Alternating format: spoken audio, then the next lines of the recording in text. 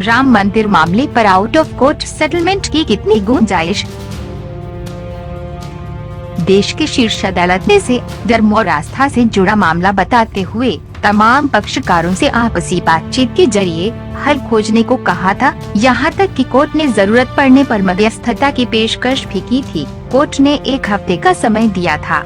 अदालत की इस पहल से पूरे देश को दशकों से चले आ रहे इस संवेदनशील मामले के जल्द समाधान की उम्मीद जगी है। लेकिन कितनी गुंजाइश है इस मामले में कोर्ट से बाहर सुलह की? क्या कहते हैं पक्षकार? अयोध्या मामले का एक सबसे बड़ा पहलू है कि इस मामले को लेकर देश में जितना भी विवाद उठा हो, लेकिन अयोध्या में कभी दंगे नहीं हुए। इस मामले के तमाम पक्षकार कहते हैं कि इसका शांतिपूर्वक समाधान संभव है, बस बाहर के लोग माहौल खराब न करें। हनुमानगढ़ी मंदिर के महंत ज्ञानदास ने कहा कि सुब्रमण्यम स्वामी ने राम मंदिर मामले को उलझा दिया है। सबकी सहमति से और न्यायालय की मध्यस्थता में इस मामले का शांतिपूर्ण समाधान होना चाहिए। दोनों पक्ष इस पर सहमत हो सकते हैं। वहीं दूसरे पक्षकार इकबाल अंसारी का कहना है कि परिसर में ही राम मंदिर और मस्जिद का निर्माण हो सकता है। हाई कोर्ट ने इसी आधार पर फैसला सुनाया था। इस मामले में नए राजनीतिक विवाद पैदा करने की कोशिशें नहीं होनी चाहिए। बातचीत से मामले का हल निकल सकता है। हिंदू और मुसलमान दोनों ही पक्षों ने कहा कि इस मामले पर केंद्र सरकार दोनों पक्षों से अलग अलग बात करे। पक्षकारों ने इस मुद्दे को सुलझाने के लिए कई बातें रखी, जिनमें 4 शर्तें सामने आईं। शर्त 1, उसी 2.7 एकड़ जमीन पर बने राम मंदिर मस्जिद। शर्त 2, पहल आगे बढ़ाने के लिए केंद्र नुमाइंदे भेजे। शर्त 3, सुब्रमण्यम स्वामी और हाजी महबूब जैसे विवाद बढ़ाने वाले लोग दूर रहें। शर्त 4, अयोध्या में दोनों पक्षकार एक साथ बैठें। किसे रोड़ा मान रहे हैं पक्षकार? सुप्रीम कोर्ट में राम जन्मभूमि बाबरी मस्जिद भूमि विवाद की अहम सुनवाई से ठीक पहले इस मामले में मुख्य पक्षकार स्वर्गीय हाशिम अंसारी के पुत्र इकबाल अंसारी और उत्तर प्रदेश सुन्नी सेंट्रल वक्फ बोर्ड ने बीजेपी नेता सुब्रमण्यम स्वामी की ओर से सुप्रीम कोर्ट में मामला उठाए जाने पर सख्त विरोध किया है। शिकायत में कहा गया है कि सुब्रमण्यम स्वामी इस मामले में पक्षकार नहीं हैं। उनका इस केस से कोई लेना देना नहीं है। उन्होंने इस मसले में पार्टी बनने के लिए अदालत में याचिका दायर की थी, जिस पर कई पक्षकारों ने एतराज जाहिर किया था। इकबाल अंसारी और वक्फ बोर्ड के मुताबिक अदालत ने अभी तक स्वामी को पक्ष बनाने के बारे में कोई फैसला नहीं लिया है, लेकिन इसके बावजूद 21 मार्च को स्वामी ने मामले के असल पक्षकारों को सूचित किए बिना ही जल्द सुनवाई के लिए सुप्रीम कोर्ट में ये मामला उठा दिया। ऐसा नहीं है कि इस मामले में सुलह की ये पहली कोशिश है। इससे पहले 9 बार सुलह की कोशिश हो चुकी है और प्रधानमंत्री के स्तर से भी कोशिशें हो चुकी हैं।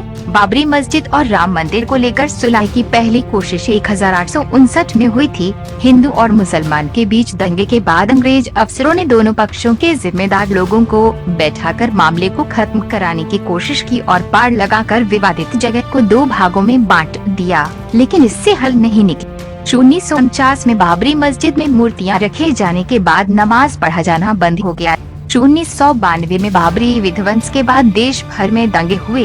पीवी नरसिम्हा राव के प्रधानमंत्री के काल में एक कमीशन गठित किया गया। दोनों पक्षों से बातचीत की कोशिशें हुई, लेकिन बातचीत नतीजे तक न पहुंच पाई। अटल बिहारी वाजपेयी ने भी सुलह की कोशिश अपने कार्यकाल के दौरान की। वाजपेयी ने इसको लेकर दोनों पक्षों से बात भी की, लेकिन वो दोनों पक्षों को समझौतों के लिए एक मंच पर नहीं ला पाए। 31 मई 2016 को भी विवाद को लेकर हाशिम अंसारी और महंत नरेंद्र गिरी के बीच बैठक तय हुई थी, लेकिन हाशिम अंसारी का इससे पहले की इंतकाल हो गया और ये बैठक फिर कभी न हुई। इलाहाबाद हाई कोर्ट की लखनऊ पीठ ने 2010 में जन्मभूमि विवाद में फैसला सुनाते हुए जमीन को तीनों पक्षकारों में बांटने का आदेश दिया था।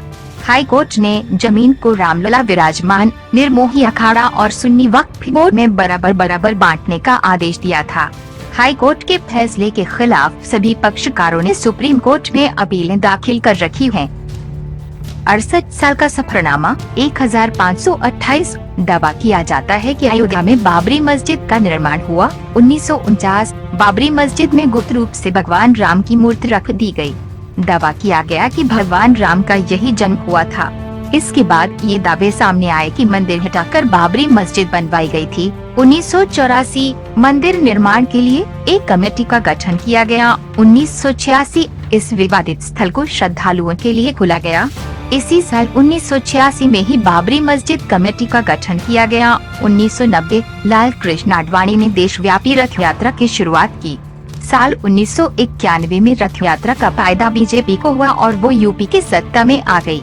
मंदिर बनाने के लिए देश भर से ईंटें भेजी गई। 1992 6 दिसंबर के दिन हजारों की संख्या में सेवकों ने अयोध्या पहुंचकर बाबरी मस्जिद ढहा दिया, जिसके बाद सांप्रदायिक दंगे हुए। 1992 यायुमूर्ति बरहान की अध्यक्षता में एक जांच आयोग का गठन किया गया। 1993 इस आयोग ने जांच शुरू की। 2002 विवादित स्थल पर सैकड़ों श्रद्धालुओं का जमावड़ा शुरू हुआ।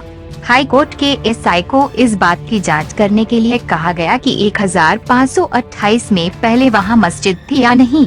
2003 एसआई ने कहा कि मंदिर अवशेष के सबूत हैं। 2009 लेबरहान आयोग ने अपनी रिपोर्ट सौंपी। 2010 हाई कोर्ट ने इन विवादित स्थल को 3 हिस्सों में बांटने का फैसला सुनाया। 2011 सुप्रीम कोर्ट ने हाई कोर्ट के फैसले पर स्टे लगा दिया। क्या है आगे की राह? सुप्रीम कोर्ट ने दोनों पक्षों को आपसी सुलह से बीच का रास्ता निकालने का मौका दिया और साथ ही कहा है कि अगर बात नहीं बनती तो अदालत अपना फैसला सुनाएगी।